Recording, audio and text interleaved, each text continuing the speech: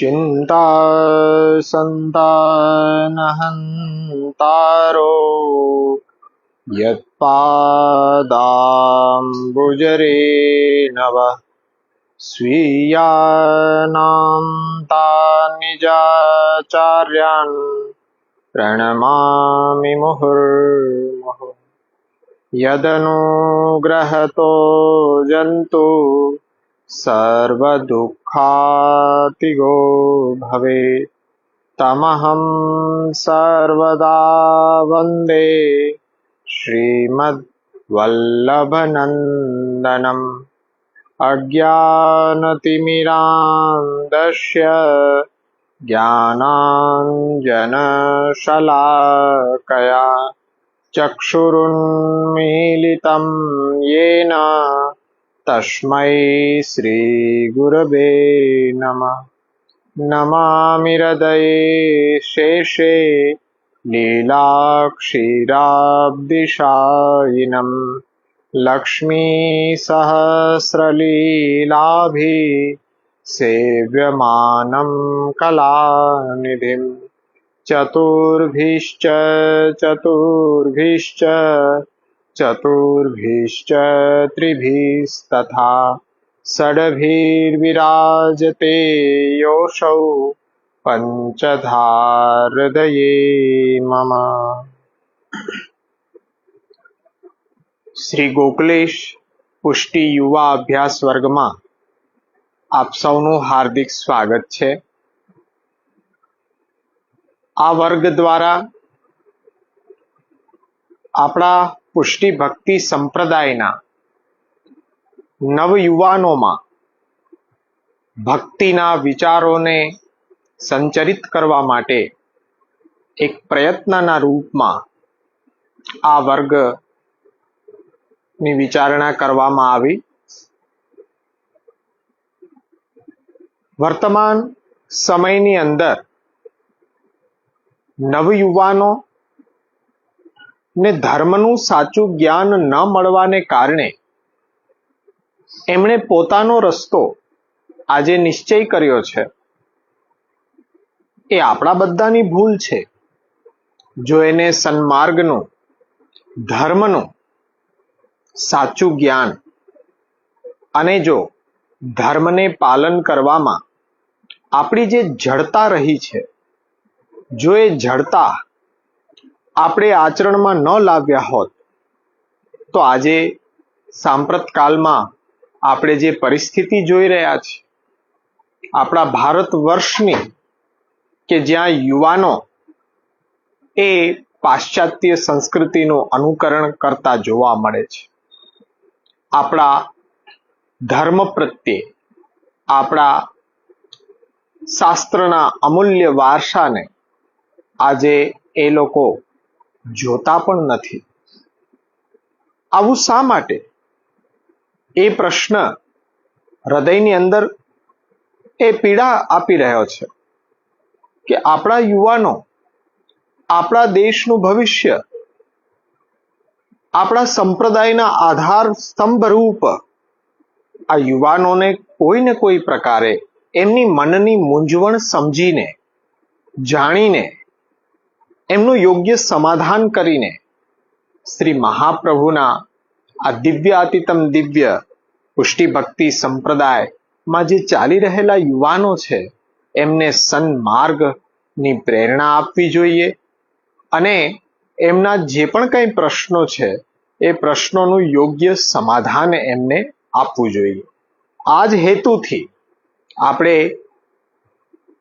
શ્રી ગોકલેશ પુષ્ટિ યુવા અભ્યાસ વર્ગની શરૂઆત કરી। ઓફલાઈન અને ઓનલાઈન બંને રીતે આ વર્ગ ચાલી રહ્યા છે।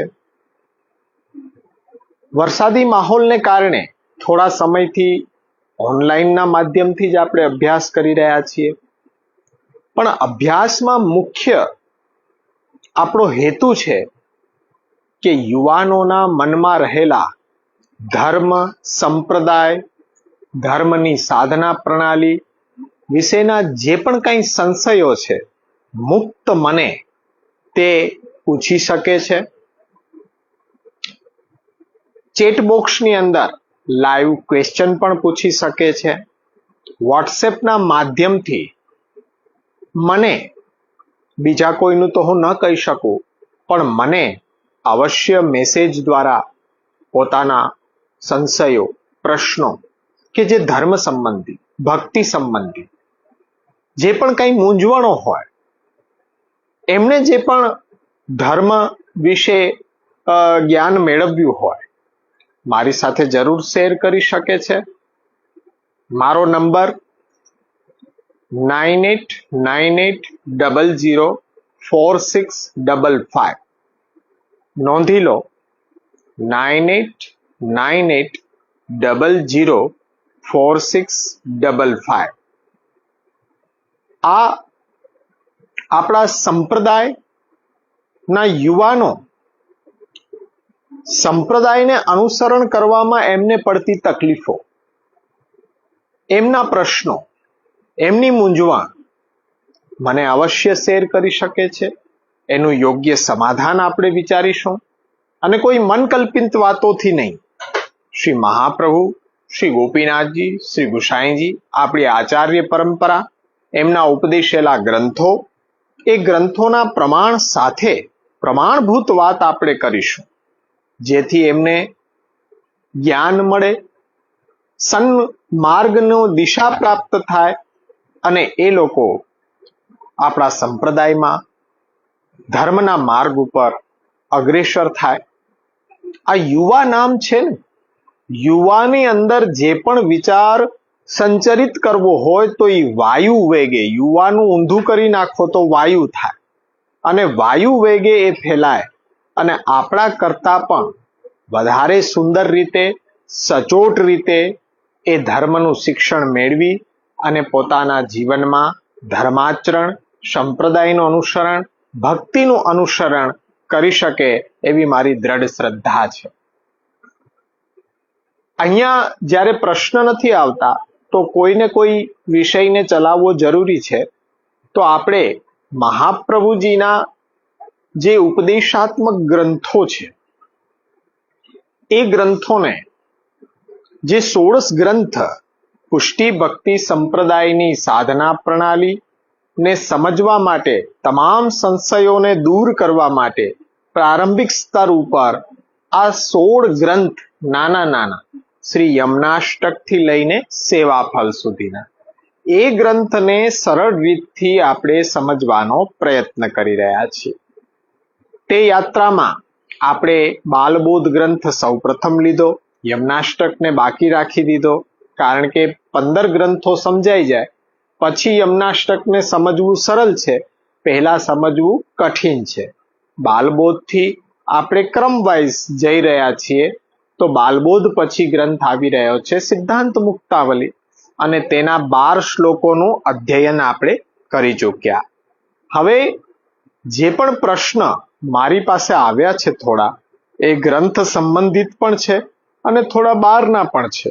તો સૌ પ્રથમ પહેલા આપણે 13મો શ્લોક લેતા પહેલા એ પ્રશ્નોને જોઈ લઈએ. પ્રશ્ન એવો છે કે જ્ઞાન માર્ગ અને કર્મ માર્ગ બંનેમાં જે બ્રહ્મબોધ છે, એ બ્રહ્મબોધ એક જ હોય કે અલગ અલગ હોય?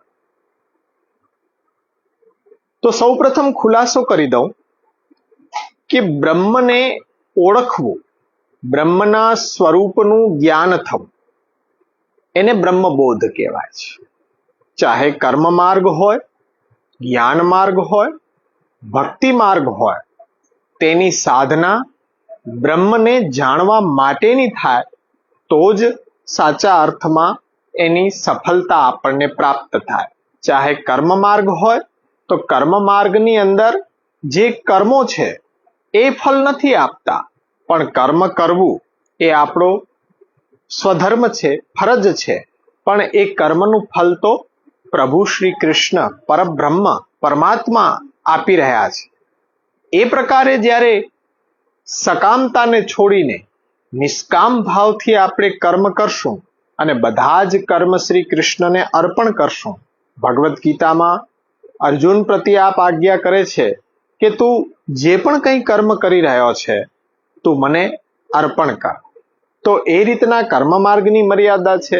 તો એ સ્વરૂપને જાણશું તો પણ એ બ્રહ્મને જાણવા બરોબર જ છે.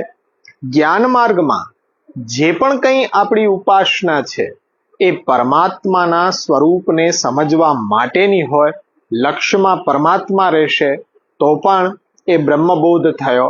અને ભક્તિ માર્ગમાં આપણે પ્રભુ શ્રી કૃષ્ણના બનીને એમને જ પૂર્ણ સમર્પિત થઈને જ્યારે જીવન જીવીએ છીએ ત્યારે ભક્તિ માર્ગની સફળતા છે.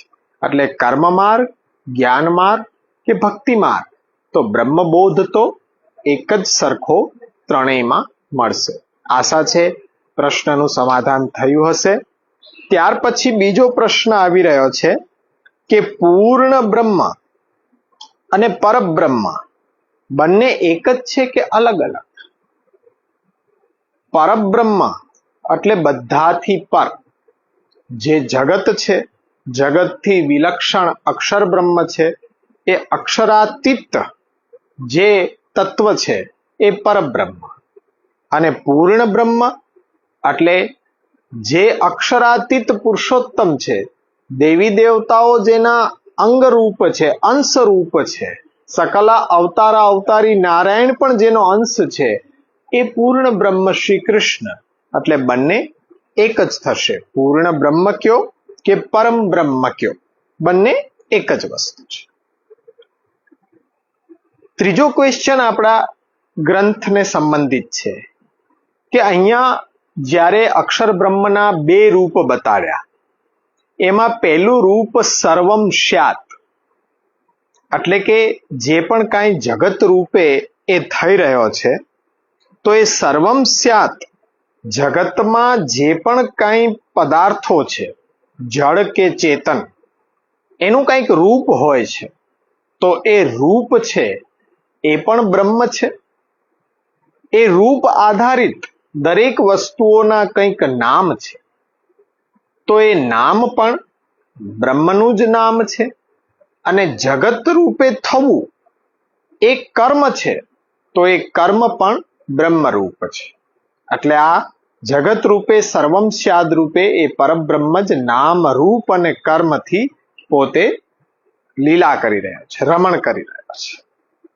તો એ તમને સર્વમ સ્યાત જગત રૂપે થયો, તો જગતના વિવિધ નામ રૂપ જે છે એ પરબ્રહ્મે જ લીધેલા નામ છે. અને જગતની રચના રૂપી જે કર્મ છે, તો એ એનું કર્મ છે, જગત રૂપે પરિણમવું.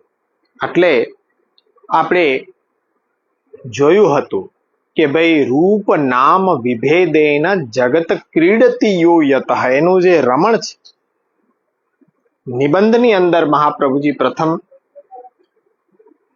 આજ્ઞા એ જ કરી રહ્યા છે. તો અહીંયા આપણને ખ્યાલ એ આવી રહ્યો છે કે એ પરબ્રહ્મ શ્રી કૃષ્ણ જગત રૂપે થઈ રહ્યો છે. જગતના વિવિધ નામ રૂપ એના જ નામ રૂપ છે. અને જગત રૂપે પરિણમીને જગત રૂપે લીલા કરવી એ એનું કર્મ છે. એના પછીનો ક્વેશ્ચન છે કે જીવમાંથી સતચિત્ત ભગવાનના ધર્મોને રાખીને ભગવાને આનંદ ગુણ તિરોહિત શા માટે કર્યો? આનંદ એટલે બૃહદ, વ્યાપક, વિશાળ. તો શું એ વિશાળ બ્રહ્મના અંશ રૂપે એ જીવાત્મામાં પણ એ જ ગુણધર્મ ન હોઈ શકે?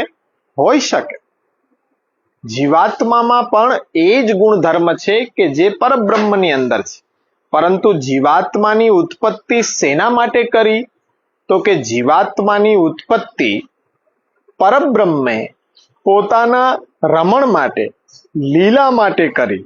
તો આપણને ખ્યાલ છે કે લૌકિકમાં પણ સામાન્ય રમત રમતા હોઈએ તો એમાં સરખે સરખા હોય અને હાર જીત થાય જ નહીં, તો પછી રમતની મજા મારી જાય, રમતમાં કંટાળો આવે.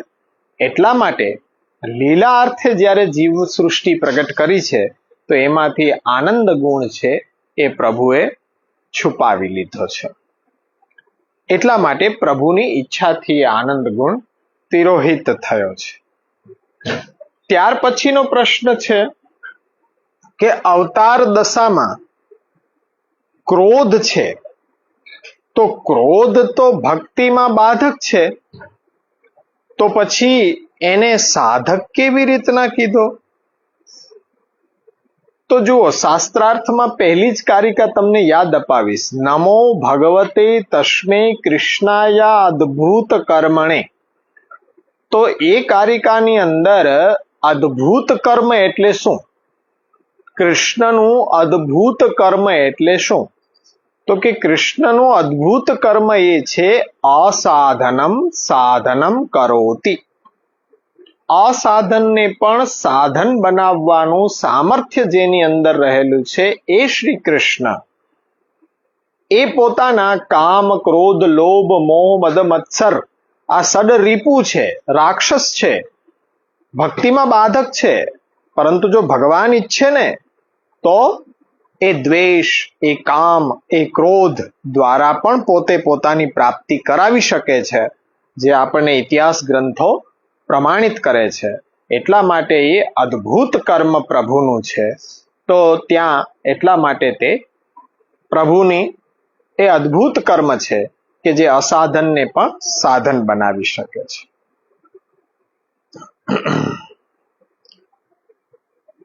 હવે અહીંયા પાછો એક ક્વેશ્ચન આપણા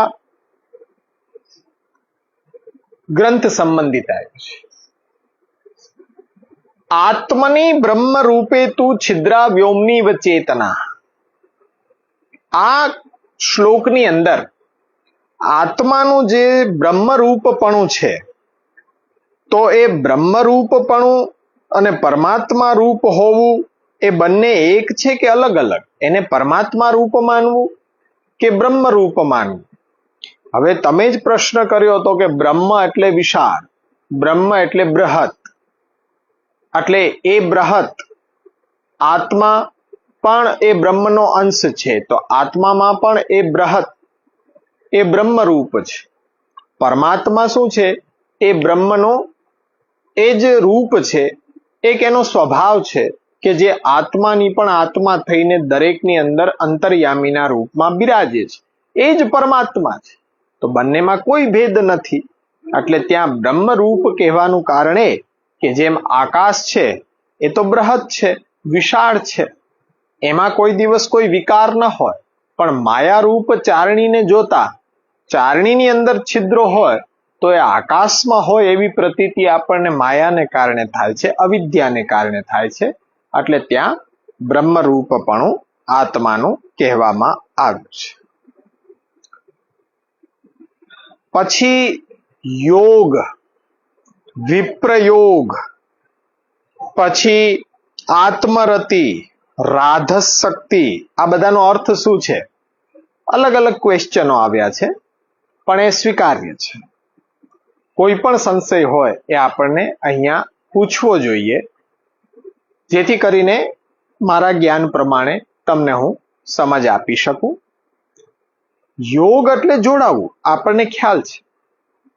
સંયોગ એ પરમાત્માની સાથે આપણે જ્યારે સેવા કે પૂજા કરતા હોઈએ ત્યારે એની સાથે એની સામે રહેવું એ સંયોગ છે, એની સાથે જોડાવું. પણ જ્યારે પૂજાનો સમય કે સેવાનો સમય પૂરો થતા આપણે એનાથી દૂર થઈ જઈએ છીએ તો એ વિપ્રયોગ છે. એની અવેજીમાં એ વિપ્રયોગ છે. જ્યારે કોઈ વ્યક્તિ આપણી સાથે હોય ત્યારે એનો સંયોગ થયો, પણ એ વ્યક્તિ આપણાથી છૂટી પડી જાય ત્યારે એનો વિપ્રયોગનો સમય કહેવાય. આ બંને શબ્દોની સમજ છે, સંયોગ અને વિપ્રયોગ. આપણો જે સેવા પ્રકાર છે એ સંયોગ અને વિપ્રયોગાત્મક દ્વિદલાત્મક છે. સેવાના સમયમાં આપણે પ્રભુની સન્મુખતાનો આનંદ લઈએ અને સેવાના અનવસરમાં એટલે કે સેવાનો જ્યારે સમય નથી હોતો ત્યારે આપણે પ્રભુની સામે નથી રહી શકતા, તો એ વિપ્રયોગ છે. આત્મરતિ એટલે ભગવાન પ્રત્યે આપણી અંદર જે પ્રેમ છે, સ્નેહ છે, એ આત્મરતિ. અને એ આત્મરતિનું જ નામ રાધસ શક્તિ. પ્રભુની દ્વાદશ શક્તિઓમાંની એક શક્તિ રાધસ શક્તિ છે. તો એ પ્રભુનું પોતાની આત્મરતિ સાથેનું રમણ એટલે રાધા. એ રાધસ શક્તિ, જેને રાધસ શક્તિ રૂપે ભાગવતમાં પણ જણાવવામાં આવ્યું છે, આત્મરતિ કહીએ છીએ કે જો રાધસ શક્તિ આપણી અંદર ન હોય તો એ પ્રભુ પ્રત્યે આપણી આત્મરતિ ક્યારેય થઈ જ શકે નહીં. એટલે આત્મરતિ એ જ રાધસ શક્તિ, અને એને સરળ ભાષામાં સમજો તો પ્રભુ પ્રત્યેનો નિસ્વાર્થ નિષ્કામ સ્નેહ, એને આપણી આત્મરતિ કહેવાય.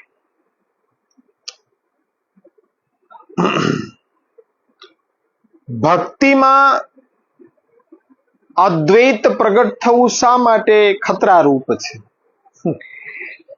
ત્યારે મેં સમજાવ્યું હતું, અદ્વૈત એટલે કોઈ પણ પ્રકારનું અલગપણું નહીં, બે એક જ. ભક્ત અને ભગવાન બે એક જ છે, તો બંને એક જ. પણ જ્યારે ભક્તિનો આનંદ લેવા માટે બંને અલગ અલગ હોવા જરૂરી છે. કેમ? તો ઉદાહરણ ભક્તિ પોષણમાં દયારામભાઈ એમ કે છે કે જલને શું જલનો સ્વાદ, જન અળગો રહી પામે આહલાદ, સેવો શ્રી કૃષ્ણ કૃપા. પાણીમાં પાણી ભળી જાય તો પાણીને પાણીનો સ્વાદ શું આવે? પણ એ પાણીનો સ્વાદ લેવો હોય તો પાણીથી અલગ પણ કોઈ જોઈએ ને. બ્રહ્મ, પરમાત્મા, ભગવાન શ્રી કૃષ્ણમાં એક થઈ જવું, તો એના સ્વરૂપાનંદનો, ભજનાનંદનો આનંદ કઈ રીતના લેવો? આનંદ લેવો હશે તો બંને અલગ હોવા જરૂરી છે. એટલે કે ભાઈ એકલતામાં વાત ન થાય, અને વાત કર્યા વિના મારું તો મન અકળાય, તો ભાઈ એ માટે બીજો જોઈએ. એટલે ભક્તિમાં ભક્ત અને ભગવાન એ બંને અલગ અલગ હોય તો ભક્તિનો આનંદ લઈ શકાય. એટલે મેં કહ્યું હતું કે ભક્તિમાં જે અદ્વૈત ઉત્પન્ન થાય તો એ ખતરારૂપ છે. પર્ટિક્યુલર સમજ હોય ને ત્યાંથી અનુસંધાન આપીને આપણને એ પ્રશ્ન થવો જોઈએ. પછી ભાગવતમાંથી ક્વેશ્ચન આવી ગયો છે કે ગોપિકાઓ તો શુદ્ધ ચૈતન્ય છે, શુદ્ધ પુષ્ટિ છે, તો રાસલીલામાં એમને મદ શા માટે થયો? સૌભાગ્ય મદ થયો. પ્રભુની લીલાની અંદર જે પણ કંઈ મદ ઇત્યાદિક થઈ રહ્યું છે તો એ અલૌકિક છે અને પ્રભુની ઈચ્છાથી છે, એટલું સમજો. જ્યારે આપણે સંયોગ માણી રહ્યા છીએ ત્યારે એ વ્યક્તિની કિંમત નથી થતી, પણ એ વ્યક્તિથી દૂર થઈ જઈએ ત્યારે આપણને એની કિંમત થાય, અને ફરીથી પાછો એ વ્યક્તિ દૂર થઈને આપણને મળે તો પહેલા જેટલો એને મળવાનો આનંદ હતો એનાથી કેટલાય ગણો આનંદ વધી જાય. એટલા માટે પ્રભુએ રાસલીલામાં પહેલા દર્શન આપ્યા, પછી અંતર્ભૂત થવાનું એ કારણ બતાવ્યું કે મદ કરાવ્યો, મદ થયો એટલે પ્રભુ અંતર ધ્યાન થયા, છુપાઈ ગયા. ગોપિકાઓને એ ખ્યાલ આવ્યો પોતાનો દોષ કે હવે મને આ મદ થયો, એટલા માટે પ્રભુ મને છોડીને પધારી ગયા. તો પ્રભુએ એમના હૃદયમાં બિરાજી ગયા હતા, અને પુનઃ પાછા એમણે જ્યારે વિરહમાં સેવા કથા પ્રભુની લીલાઓનું એ ગુણગાન કર્યું તો પ્રભુ ગુણગાને સુખાવાપ્તિ ગોવિંદસ્ય પ્રજાયતે, ત્યારે પ્રભુ પાછા પુનઃ એ પ્રગટ થઈ ગયા. તો આ પ્રશ્નો હતા, એનું સમાધાન જેમનો પણ પ્રશ્ન છે એમને આ વિડીયો જોશે તો અવશ્ય એ સમાધાન થશે. બહુ આનંદ થયો, બહુ પ્રસન્નતા થઈ કે અવશ્ય આપણા આ અભ્યાસ વર્ગ, યુવા અભ્યાસ વર્ગની સફળતા જ કે પ્રશ્ન યુવાનોના આવે ત્યારે ખરેખર હૃદય આનંદિત થઈ જાય છે કે નહીં, આપણો પ્રયત્ન છે એ સાચી દિશામાં થઈ રહ્યો છે અને સફળ છે. એટલે આપણે એક સમય મર્યાદાની અંદર કે બધા યુવાનો પાસે આજે સમય નથી હોતો, સ્વીકાર્ય છે, પણ એમનો જેટલો સમય અડધી કલાક તો એ લોકો કાઢી શકે ને, તો એ અડધી કલાકમાં પણ આપણા આ એક શ્લોકને આપણે અભ્યાસ કરાવીએ તો એનો અભ્યાસ એ કરી શકે, જોઈ શકે, અને કંઈક પ્રશ્ન એને થયો હોય તો એ પાછા મૂકી શકે. તો આ રીતના આપણે એ યાત્રા આગળ વધારીએ. તો આજે આપણે 13મા શ્લોક ઉપર આગળ આવ્યા છીએ. તો 13મા શ્લોકની અંદર સેવાનો જે દ્રઢ આગ્રહી ન હોય અને લૌકિક ઈચ્છા પણ એની હોય તો એનું શું ફલ હોઈ શકે એનો વિચાર આપણે કરી રહ્યા છીએ. ક્રમે ક્રમે આપણે ચાલતા આવ્યા છીએ. પહેલા આપણે સેવાનું સ્વરૂપ જોયું, પછી કોની સેવા કરવાની છે તો એ સેવ્યના સ્વરૂપનો વિચાર કર્યો, અને અંતિમ આપણે હવે એ ભક્ત નો વિચાર કરી રહ્યા છીએ. ભક્ત કેવો હોય? તો સેવાનો તો દ્રઢ આગ્રહી નથી. સેવા મળે તો પણ ભલે અને ન મળે તો પણ ભલે, પણ દ્રઢ આગ્રહ નથી. અને સાથે સાથે લૌકિક ઈચ્છા પણ છે. તો એવા સેવકને શું ફલ પ્રાપ્ત થાય? તો શ્રી મહાપ્રભુજી આ 14મા શ્લોકમાં આજ્ઞા કરે છે, સંસારી યસ્તુ ભજતે સદુરસ્થો યથા તથા અપેક્ષિત જલાદિનામ અભાવાત તત્ર દુઃખ ભાગ. યથા એટલે જેવી રીતના, દુરસ્થ એટલે કે દૂર રહેલો, અપેક્ષિત જલાદિનામ જે જલની અપેક્ષા વાળો હોય એને જલના અભાવથી ત્યાં એને દુઃખ થાય છે. તેવી જ રીતના સંસારમાં ફસાયેલો, સંસારમાં રહેલો જે જીવ છે એ કૃષ્ણને ભજે છે તો કૃષ્ણથી એ દૂર છે. સંસારમાં આસક્તિ છે ત્યાં સુધી ભગવદ આસક્તિ દ્રઢ ન થઈ શકે. એટલે જેવી રીતના જલની ઈચ્છા વાળો જલથી દૂર હોવાને કારણે દુઃખી થાય, એમ કૃષ્ણની ઈચ્છા તો છે પરંતુ સંસાર આસક્તિ છે, કંઈક ઈચ્છાઓ છે, કામના છે, તો ત્યાં સુધી એને પ્રભુના દર્શન નથી થતા. તો એ જ રીતના દુઃખને ભોગવે છે. સંસારી યસ્તુ ભજતે સદુરસ્થો યથા જેવી રીતે, તથા અપેક્ષિત જલાદિનામ અભાવાત તત્ર દુઃખ ભાગ. જેમ ગંગાજીથી દૂર રહેલો ભક્ત, એને ગંગાજીના જલના દર્શન કરવાની ઈચ્છા હોય પણ નથી થતા, દૂર રહે છે એટલે એ દુઃખી છે. એવી જ રીતના અહમતા અને મમતા માં બંધાયેલો જીવ, એ બંધાયેલો જીવ કૃષ્ણનું જ ભજન કરતો હોય તો પણ ભગવત દર્શન ન થવાથી, કંઈ અનુભવ ન થવાથી માત્ર દુઃખ જ ભોગવે છે. તો અહીંયા આવો સેવક છે કે જે સેવાનો દ્રઢ આગ્રહી નથી, પરંતુ પાછી લૌકિક કામનાઓ પણ એના હૃદયમાં હજી છે, તો એને કેવલ અને કેવલ દુઃખ પ્રાપ્ત થાય છે.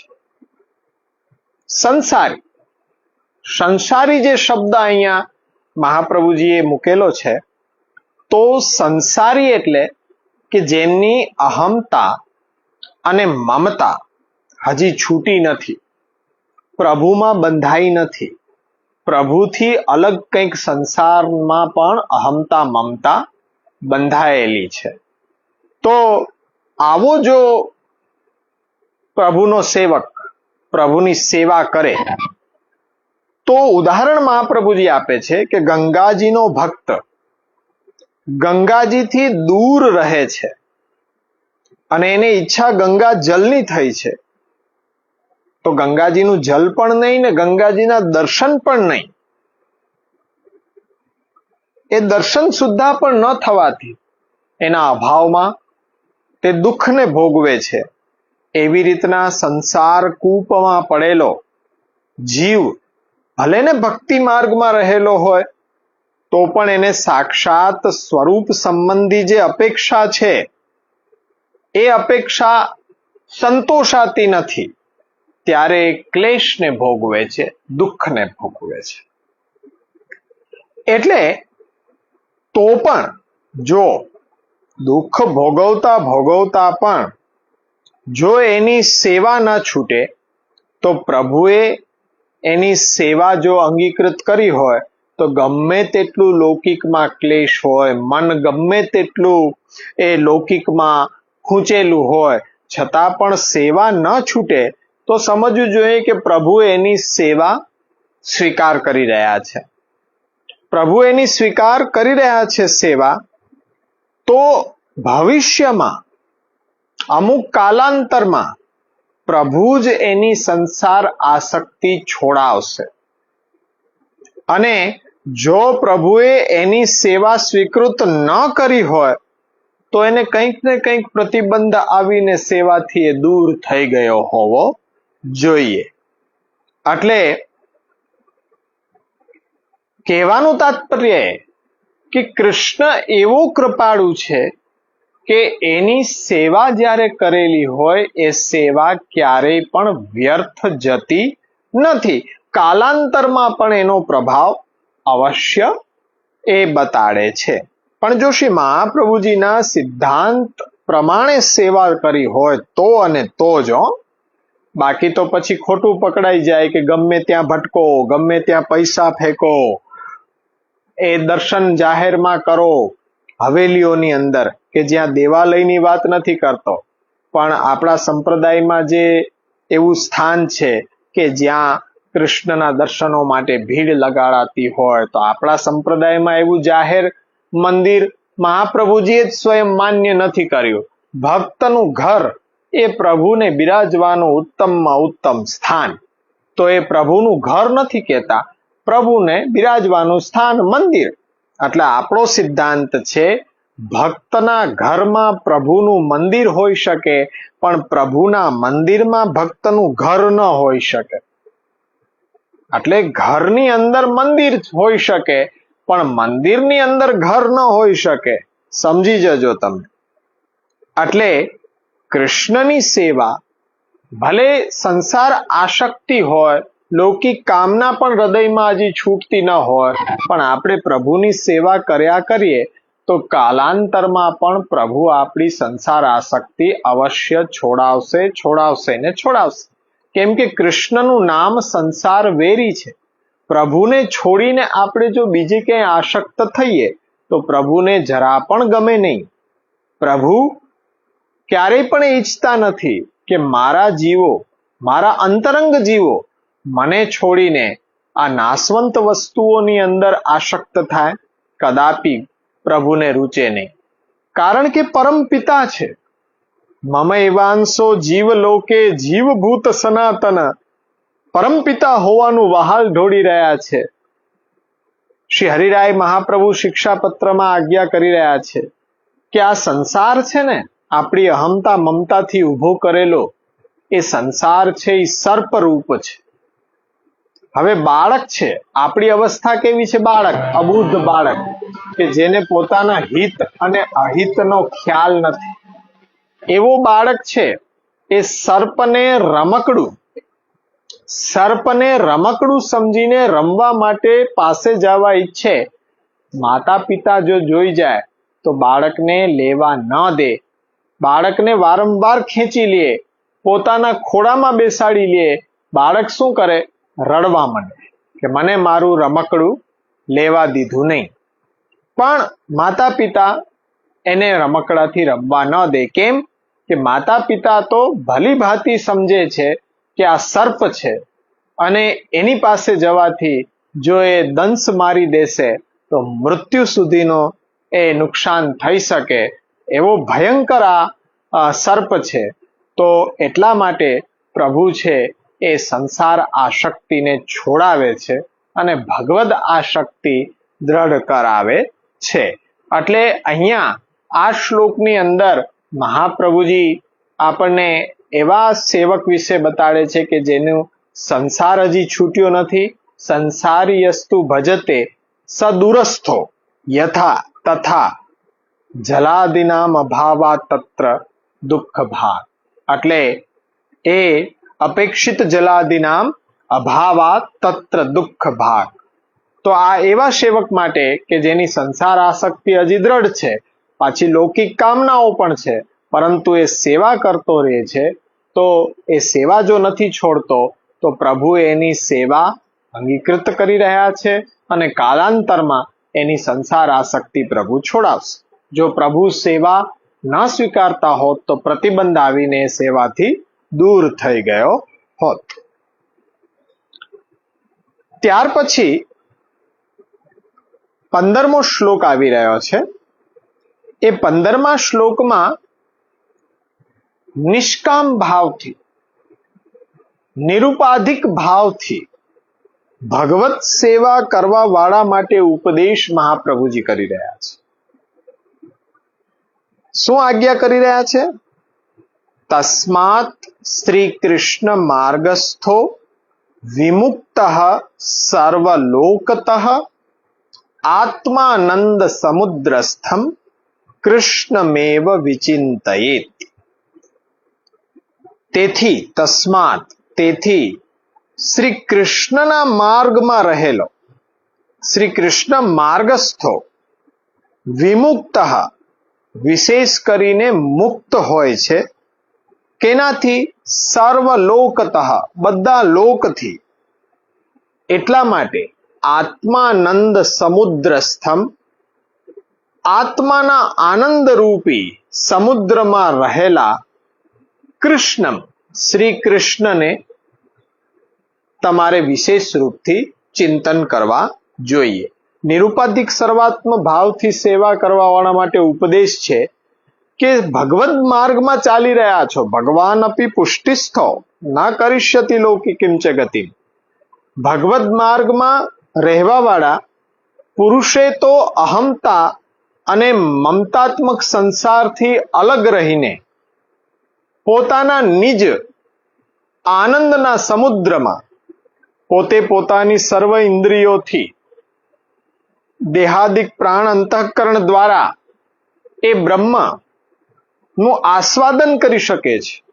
એટલે બ્રહ્મબોધ કરતા પણ મહાપ્રભુજી ભક્તના ઘરની અંદર રહીને સેવાના પ્રકારને વધારે ઉત્તમ કહે છે કે એ નિજ આનંદ સમુદ્રમાં વિહાર કરતા શ્રી કૃષ્ણનું જ સ્મરણ કરે. નમામિ હૃદયે શેષે લીલાક્ષીરાબ્ધિ શાયિનમ લક્ષ્મી સહસ્ર લીલાભિ સેવ્યમાનમ કલાનિધિ. આવા પ્રભુ શ્રી કૃષ્ણનું સ્મરણ અખંડ કર્યા કરે અને લૌકિક ઈચ્છાઓનો પરિત્યાગ કરીને માત્ર ને માત્ર પ્રભુની સેવા કરે. આ ઉપદેશ નિરુપધિક ભાવથી શ્રી કૃષ્ણની સેવા કરનાર ભક્ત માટે મહાપ્રભુજી આપે છે કે ભાઈ અહીંયા અહમતા અને મમતાત્મક જે સંસાર છે એના અંદર રહીને જે સેવા કરી રહ્યો છે તો એ ક્લેશ પામે, સંસાર હજી છૂટ્યો નથી. તેથી શ્રી કૃષ્ણના માર્ગમાં આપણે ચાલી રહ્યા છીએ. આ કૃપા માર્ગ છે. જ્યારે પ્રભુની કૃપા પ્રાપ્ત છે આપણને, એમાં જ્યારે આપણે પ્રભુની સેવા કરી રહ્યા છીએ તો આપણે સર્વલોકથી મુક્ત છીએ અને આપણી આત્માના આનંદમાં, આત્મા શા માટે પ્રિય લાગે છે કે એની અંદર પરમાત્મા વસી રહ્યો છે. તો એ પરમાત્માની વિવિધ લીલાઓ નું ચિંતન આપણે નિત્ય અખંડ કરતા રહેવું જોઈએ. કારણ કે શ્રી કૃષ્ણનું જ ચિંતન કરવાનું અહીંયા મહાપ્રભુજી આજ્ઞા કરી રહ્યા છે. એવું શા માટે? તો કે પુષ્ટિ માર્ગીય ભક્તોને જે આનંદની ઈચ્છા છે, કેવો આનંદ કે એની કોઈ અવધિ ન હોય, એવો નિરઅવધિ આનંદ એ ક્યાં પ્રગટ થઈ શકે? તો કે જ્યાં વ્રજાધીપ બિરાજી રહ્યો હોય, આપણા હૃદયમાં બિરાજી રહ્યો છે. તો હૃદય કેવું છે? એની અનંતવિધ લીલાઓનો ઘૂઘવતો સમુદ્ર છે ભક્તનું હૃદય છે. નમામિ હૃદયે શેષે લીલાક્ષીરાબ્ધિ શાયિનમ લક્ષ્મી સહસ્ર લીલાભિ સેવ્યમાનમ કલાનિધિમ. તો આ જે નિરવધિ આનંદ છે એ પોતાના આત્માના આનંદના સાગરમાં વિહાર કરતા શ્રી કૃષ્ણનું ચિંતન કરવાથી જ એને પ્રાપ્ત થશે. એટલા માટે શ્રી કૃષ્ણનું જ ચિંતન કરવું જોઈએ. આત્માનંદ સમુદ્રસ્થમ કૃષ્ણમ એવ વિચિંતયેત. કૃષ્ણનું જ ચિંતન કરવું જોઈએ. એટલે વ્રજ ભક્તોમાં વિહાર કરવા વાળા શ્રી કૃષ્ણનું ચિંતન કરવાથી થશે શું કે વ્રજ ભક્તની જેમ લૌકિકમાંથી મનોવૃત્તિ એ નીકળીને શ્રી કૃષ્ણમાં લાગી જશે. વ્રજભક્તો કહે છે ને કે મારું મન તો એક જ છે, કઈ 10-20 નથી. 10-20 હોત તો અલગ અલગ જગ્યાએ લગાડી રાખત, પણ એક મન હતું એ તો શ્રી કૃષ્ણની સાથે લાગી ગયો. હવે કોઈ બીજું મન છે જ નહીં. તો આવી અવસ્થા જે વ્રજભક્તોની છે, તો એ વ્રજભક્તોની સાથે લીલા સમુદ્રમાં વિહાર કરતા શ્રી કૃષ્ણનું ચિંતન કરવાથી જ એ નિરવધિ આનંદની પ્રાપ્તિ આપણને થતી રહેશે. એટલા માટે નિરુપદિક ભાવથી સેવા કરનાર માટે મહાપ્રભુજી આ ઉપદેશ કરે છે. આત્માનંદ સમુદ્રસ્થમ કૃષ્ણમ એવ વિચિંતયેત. કૃષ્ણમ એવ વિચિંતયેત. તો આ બંને શ્લોકો આપણે અભ્યાસ કર્યા. 14મો શ્લોક હતો કે સંસારી ભક્ત છે, સંસાર એનો હજી છૂટ્યો નથી, પણ એની પહેલા એ સેવામાં પ્રવૃત્ત થયો છે ને લૌકિક કામના છે, તો એને શું ફલ મળશે? તો કે સંસારી યસ્તુ ભજતે સદુરસ્થો યથા તથા અપેક્ષિત જલાદિનામ તત્ર અભાવાત તત્ર દુઃખ ભાગ. અને ત્યાર પછી નિરુપધિક ભાવથી સેવા જે કરી રહ્યા છે એમના માટે શ્રી મહાપ્રભુજીએ ઉપદેશ આપ્યો. તસ્માત શ્રી કૃષ્ણ માર્ગસ્થો વિમુક્ત સર્વલોકતઃ આત્માનંદ સમુદ્રસ્થમ કૃષ્ણમ એવ વિચિંતયેત. તો એ આપણે 2 શ્લોકોનો અભ્યાસ કર્યો. એનો સુંદર રીતે શ્રવણ કરો. કંઈ પણ પ્રશ્ન હોય તો એ પ્રશ્ન તમે નંબર આપ્યા છે એ નંબર ઉપર વોટ્સએપ કરીને પ્રશ્ન કરી શકો છો. આવતા વખતે આપણે